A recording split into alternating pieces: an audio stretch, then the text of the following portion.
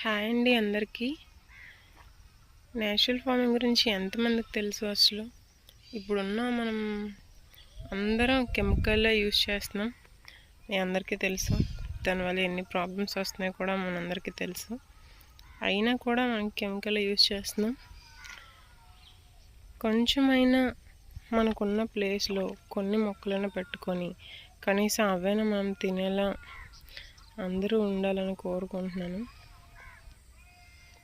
ఇదే మన natural farming చేస్తున్నది. దీన్నేమో ఏటీఎం మోడల్ అని అంటాం.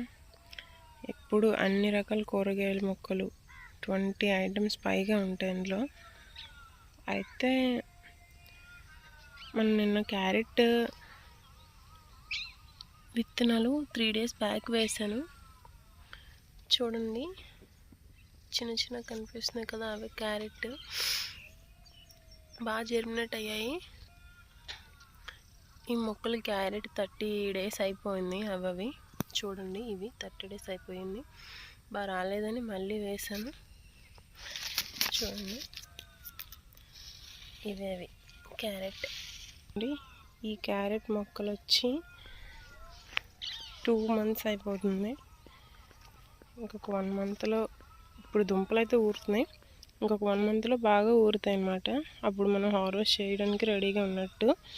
చూడండి, ఇది క్యారెట్.